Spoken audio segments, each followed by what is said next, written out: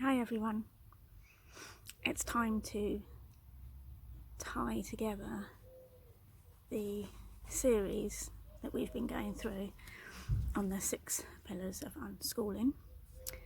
So I guess you can look at this as kind of the conclusion, bringing it all together. So I'm sat in my garden today and it is very warm.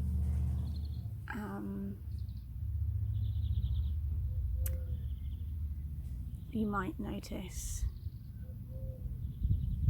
2 things, I guess, or you might not. One is that my hair is very curly today, which is due to it being wash day. So normally you guys get a video from me sort of on a Wednesday, Thursday time, which is towards the end of my curly hair cycle, but on a Friday it's wash day, so you got me on me on a wash day today, so it's looking super curly. And during the course of the video I might raise my arms, I guess, even though it's mega hot. I am wearing long sleeves because this week we have discovered that I have a sun allergy, which is really rubbish, but means I'm sort of covering up a lot at the moment, even though I'm outside enjoying the warmth. So anyway, we are going to think about a little recap of the 6 pillars. So it's going to test me to see if I can do it without looking. The first pillar, that was prioritising our relationships. The second pillar was choosing joy. The third pillar was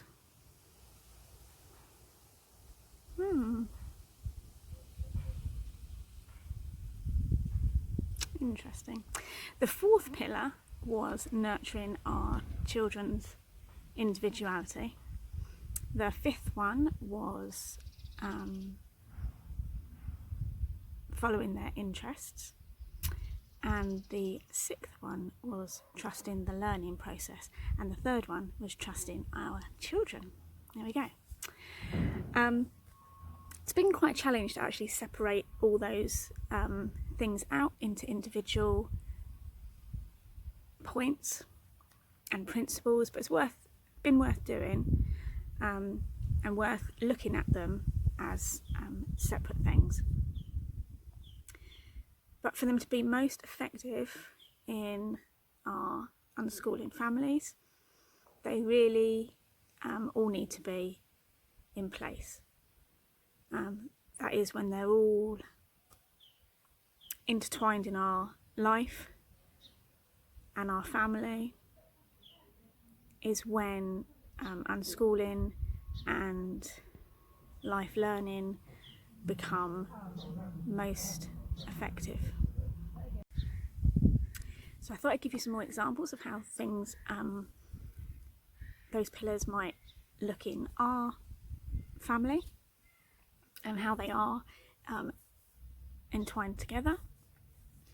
So I thought maybe I'd start by telling you about how our morning went yesterday. Now, one of my children, my 8-year-old, was up, I guess about 8 o'clock, and it was just me and her, and we did regular morning stuff, had some breakfast and got dressed, and I think we put some laundry on, something like that. My other children were all sleeping. One of them actually slept a lot longer than she normally does, my 5-year-old. During the course of us getting breakfast, she noticed that I had some packets of seeds out on the counter, and asked what they were and what they were for, and we moved on to actually planting some seeds. So we did that yesterday morning together. So we took that interest that she had, and we followed that through to looking up what was in each seed packet, reading the names of them, looking at the best time of the year to plant them, looking at how to plant them, whether they needed pots or whether they could go straight in the ground, and then getting the equipment we needed out of our shed, and just spending time together in the garden and planting some seeds. There were some things in her bedroom that she wanted to have access to, but she shares her bedroom with her younger sister, with my 5-year-old, who was still sleeping. So that was a bit tricky. And in the end I said I'll sneak in and see if I can get it, and check on the 5-year-old as well. And just as I was about to do that, we actually had a vegetable box delivery. And we have this every week, and my 2 daughters are particularly keen on helping out unpack the boxes. Actually, there's normally 3 of them. So we were distracted by that. I used that as a excuse, I guess, to maybe not interfere with my younger daughter's sleep pattern just yet. And we went and opened the boxes, and we opened the so it's a vegetable box, and then we have like a cold box as well, and a box for cupboard items. So we opened up the vegetable box, and inside was a pineapple. And I don't think we've had a pineapple in our vegetable box before, and it's certainly not something we buy regularly from the supermarket, so it's probably, say, at least a year maybe since we bought that. And we spent a long time together, like talking about pineapples and looking up where they were from and how they're grown and what they feel like to touch, and touching the different parts of the pineapple and what they might look like inside, and me retelling this story about when we tried pineapple when we were young, and my sister eating the skin of the pineapple. And she remembered that SpongeBob lives in a pineapple under the sea. And during the course of all this, my other daughter woke up, and then we had to retell all the things about the pineapple to her. So my 8-year-old wanted to tell her all the things about the pineapple, and again ended up talking about how SpongeBob lives in a pineapple under the sea. So we did access the bedroom and get the things that she wanted at this point, and obviously my younger daughter needed some food and things, so we did all that. But we moved on to looking for episodes of SpongeBob, and I happened to have some DVDs from when my older 2 were small of some SpongeBob, so we ended up putting on SpongeBob for them to watch while they were eating their breakfast. So while all this pineapple related learning was going on, we had also, whilst we were in the garden and in the midst of doing regular morning stuff, let our rabbits out of their rabbit hutch, which coincidentally we have only started doing in the past week. But they've been having a great time hopping around the garden, and we've been overseeing our pet relations with our cats as well. And we had got to a point where we had come indoors, but the rabbits were still hopping around the garden. So as part of the pineapple journey, we made a pineapple upside down cake, which involves in our house having to tweak recipes that we have a little bit, because we have some food allergies that we need to cater for. So it's quite a process, and especially when we do a recipe for the first time, and a bit experimental. So we were doing that, and we were in the middle of melting sugar, trying not to burn it, and the doorbell went. Oh no, I'll tell you what happened first.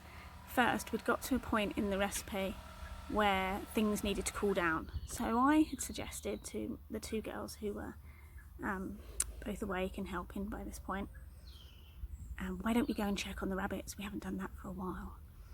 And they hadn't even made it to the back door when the front doorbell went.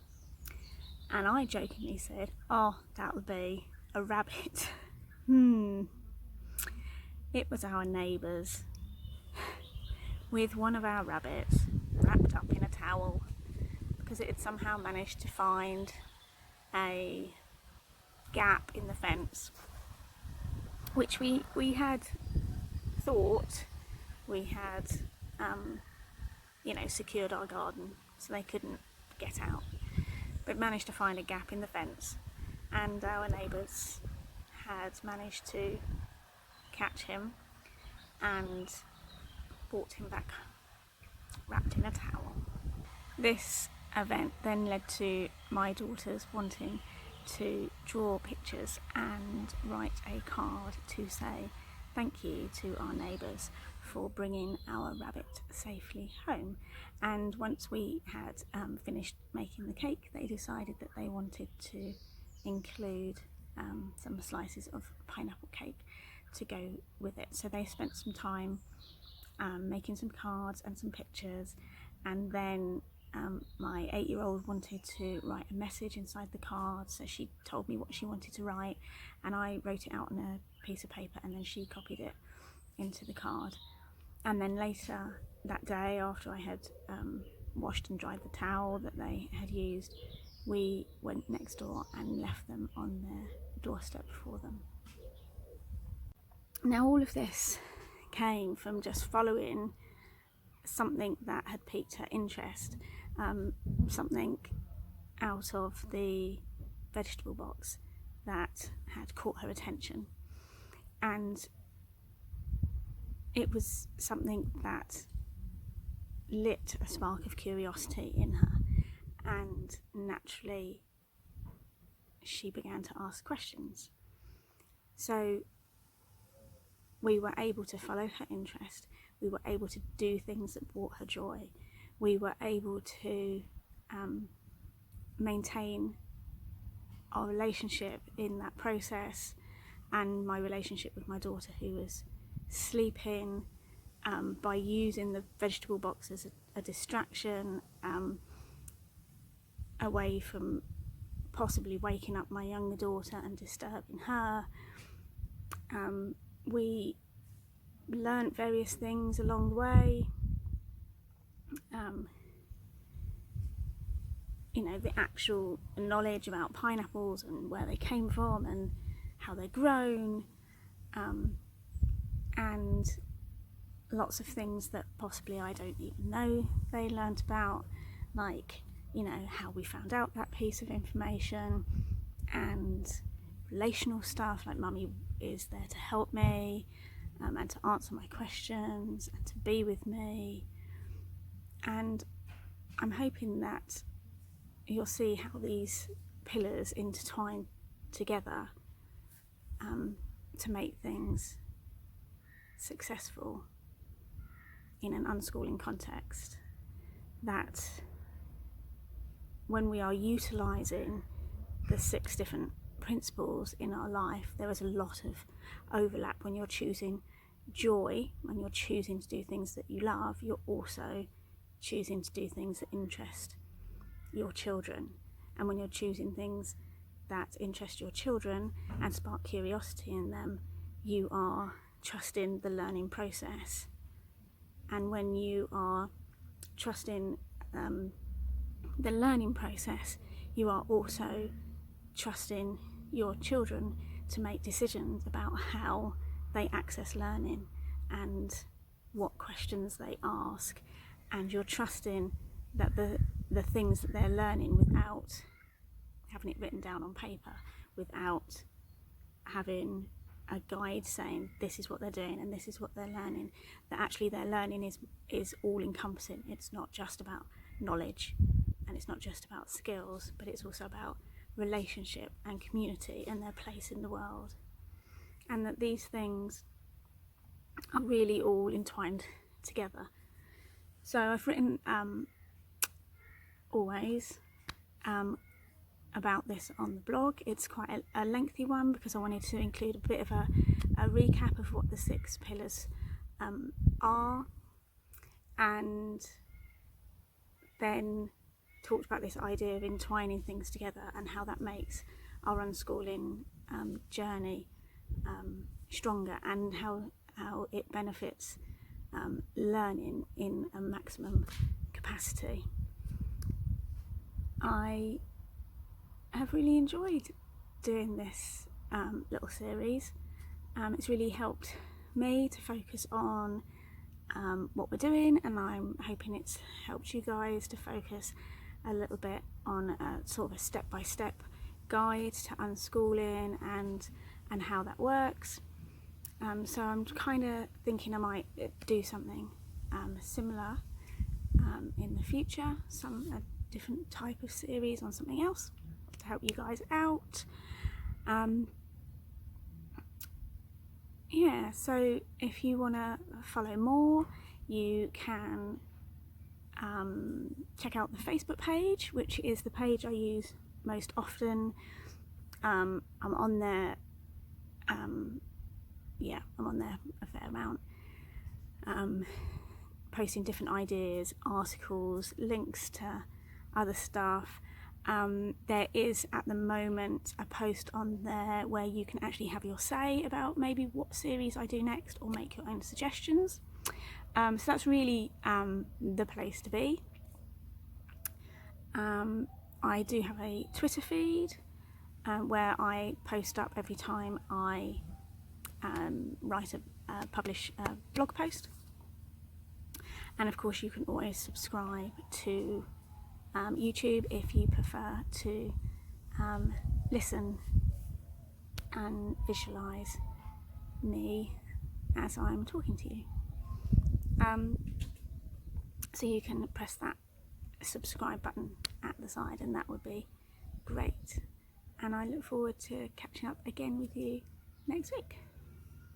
Bye.